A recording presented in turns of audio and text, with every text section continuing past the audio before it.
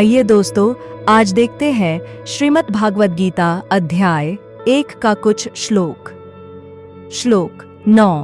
अन्ये च बहवः शूरा मदर्थे त्यक्त जीविताः नाना शस्त्र प्रहरणाः सर्वे युद्ध विशारदाः।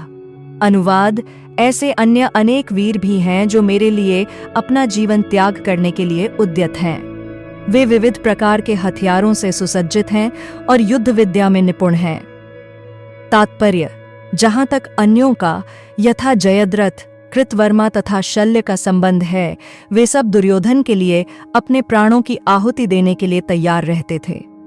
दूसरे शब्दों में, यह पूर्व निश्चित है कि वे अब पापी दुर्योधन के दल में सम्मिलित होने के कारण कुरुक्षेत्र के युद्ध में मारे जाएंगे। निस्संदेह अपने मित्रों की संयुक्त शक्ति के कारण दुर्योधन अपनी विजय के प्रति आश्वस्त था। अब देखते हैं 10वां श्लोक।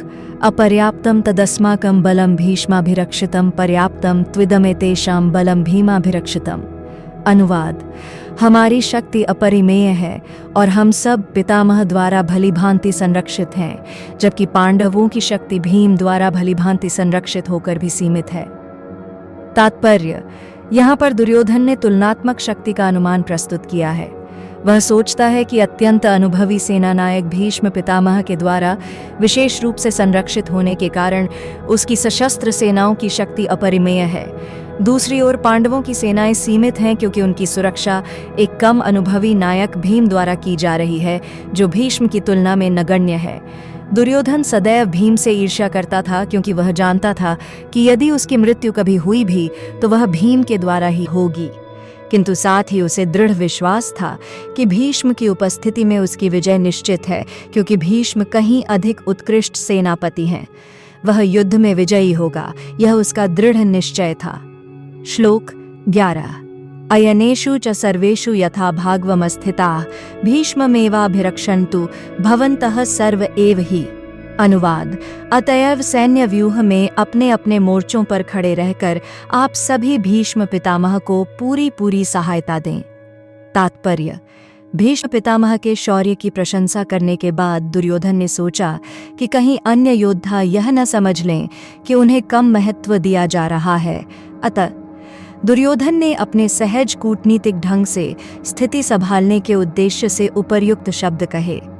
उसने बलपूर्वक कहा कि भीष्मदेव निस्संदेह महानतम योद्धा हैं, किंतु अब वे वृद्ध हो चुके हैं। प्रत्येक सैनिक को चाहिए कि चारों ओर से उनकी सुरक्षा का विशेष ध्यान रखे। हो सकता है कि वे किसी एक दिशा में युद्ध करने में लग जाएं और शत्रु इस व्यस्तता का लाभ उठा ले। यह आवश्यक है कि अन्य योद्धा मोर्चों पर अपनी अपनी स्थिति पर अडिग रहें और शत्रु को व्यूह न तोड़ने दें। दुर्योधन को पूर्ण विश्वास था कि कुरुओं की विजय भीष्मदेव की उपस्थिति पर निर्भर है। उसे युद्ध में भीष्मदेव तथा द्रोणाचार्य के पूर्ण सहयोग की आशा थी, क्योंकि वह अच्छी तरह जानता था कि इन दोनों ने उस समय एक शब्द भी नहीं कहा था जब अर्जुन की पत्नी द्रौपदी को असहायावस्था में भरी सभा में नग्न किया जा रहा था और जब उसने उनसे न्याय की भीख मांगी थी।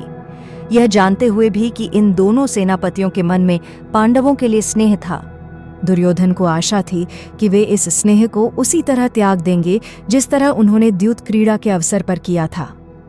अगर वीडियो अच्छा लगा हो तो हमारे चैनल को लाइक और सब्सक्राइब जरूर करें।